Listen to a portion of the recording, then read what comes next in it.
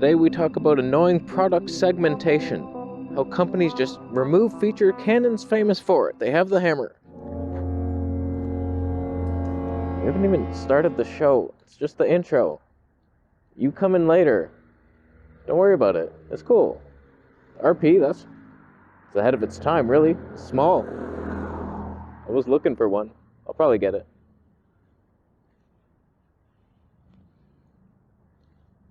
How come it doesn't do C-Log? You're rude. All I want is the perfect camera. All I want is the perfect camera. So we're on the Huawei Mate 40 Pro front facer. Just testing some things. This is what inspired this video, because I have the P40 Pro and it's a lot better than this one. That's twice the cost. This one is more expensive than the better one. Why? First, let me just say, we're gonna test a bunch of stuff. I'm returning something. We'll get to that. I get it. Companies, you can't offer everything in your flagship camera in one that costs half the cost. I get it. Makes sense. You gotta segment a little bit. It's the annoying segments where you remove one feature but add another feature that I would also want in that one. So like your better, more expensive camera can't do the thing your cheaper camera can do. That hurts. I'm glad I switch arms when I vlog. I'm glad I do that. How's the front face? Oh, God. Steady now. This is like the GoPro of all, because there's no blurry background. But I'm noticing there's that pulsing shit in the trees when I move, isn't there? Is there? Is this good content? Is this scary? Is this a horror movie? I'm going the wrong way. I had to go that way. So I made a list of a bunch of these cripples. Like, take the Canon R5 and R6. The R6 is much cheaper. So they cripple it in ways like, oh, worse color science. It's definitely different. I'm not the only one who noticed it. But then it does better 4K 60p. And that's the one feature Canon fangirls have been crying for. You also get 120 frames per second in 1080p on the R6. Can't do it on the R5. I think a firmware is going to come one day. Maybe. But, oh, yippee. The Canon RP versus the R. Autofocus performing. Is there any tone? I'm not seeing any detectable amounts of tone. How you doing?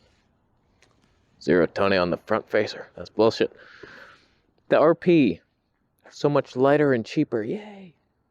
Can't do C-Log. Can't do auto anything. Like, these are random cripples. No aperture priority mode. Trying to tell me that computational photography in there can't handle a little algorithm switch? What's in the box? I'm gonna trade this box for this one. Alright, I'm sick of this front-facing cam. Look how wide it could have been without the stave. Oh, man. But the stave's bullshit. It's actually somewhat doable. I just left my box back there. That's fine. It's like shaky, but a natural shake. And then what's this telephoto one? 1 times. How's that do? Oh my God. That's his car. Look at him going to work. Drive those people around. All right, let's switch to the rear. All right, how are we doing on that? We're on what should be a better quality camera now. Wide angle. I just want to test this camera out, and we'll talk a bit about it. How this one segments some of the worst segments I've ever seen in the history of life. Nikon. With their Z5. You had a Z6, you remove slow motion and crop in the 4K for 0 reason. Doesn't the Z5 now have dual processors? I may be thinking of an entirely different brand altogether. Probably.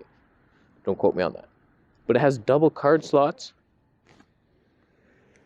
I survived it. So you have like some things people want better. That's not English. Wedding photographers who can't miss that shot, they have to have redundant files on 2 cards. They're not going to use the Z6. Some of them, the risky ones, the drinkers amongst the bunch. They wear leather pants. They don't mind losing the files. But my God, it just seems like blatant cripples on that thing to get it cheap for some reason.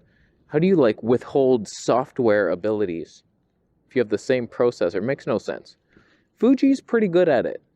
With the XS10, they cripple things that only like the pros would need, the 10-bit. Like we can't even see the difference. I don't know what the hell I'm looking for.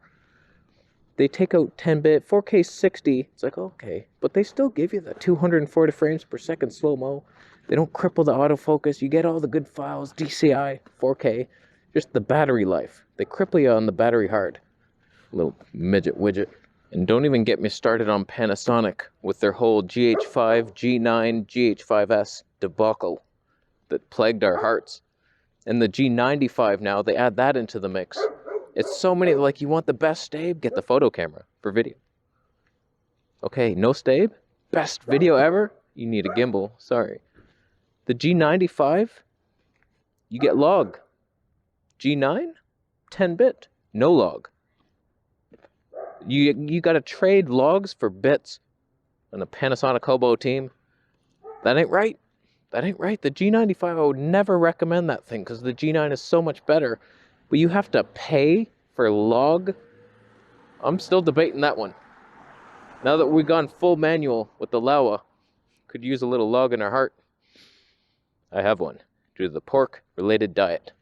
That brings us to this little camera wannabe over here as we switch to the main lens.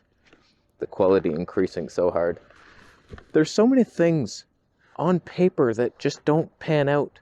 You can't read these things in a spec sheet. Like, I didn't know that this camera would be much more orange than the other one. No, it was the wide one that's more orange. Or it would flash more. Exposure flashing. What the hell?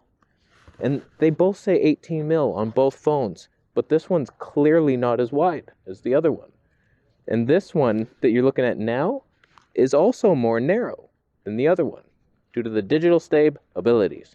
When you're reading the spec sheet, the P40 Pro does appear to be the better camera, but there's some things that make you question it. Like the color science. I've heard better dynamic range on this thing. I'm not seeing it. This one's more contrasty and saturated. It's worse. And then the slow-mo is so confusing. That one has 960p in 1080p. This one only 480p. On paper, it's just, oh, cool. They don't say it's a 1-second burst. Lying bitch. And not that this has anything to do with anything. The speakers on this phone are so much better.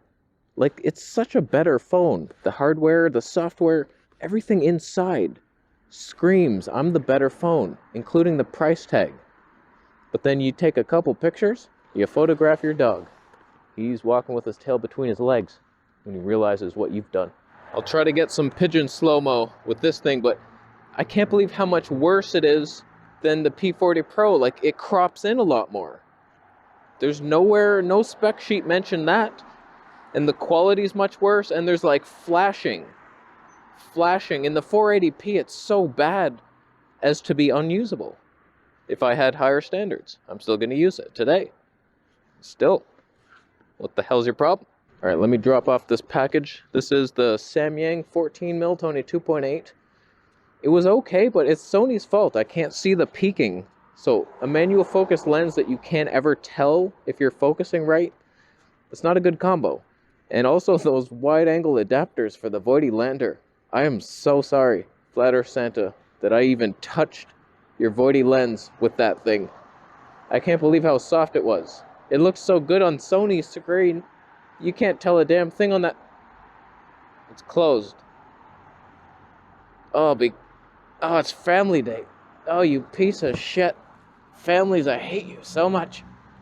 You have no idea how much hatred I have in my... Oh, God. That's dating the video.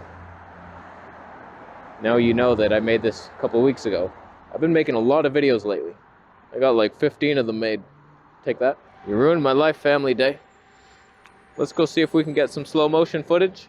480p, can I even cross a street? And how's the 3000 frames per loser second?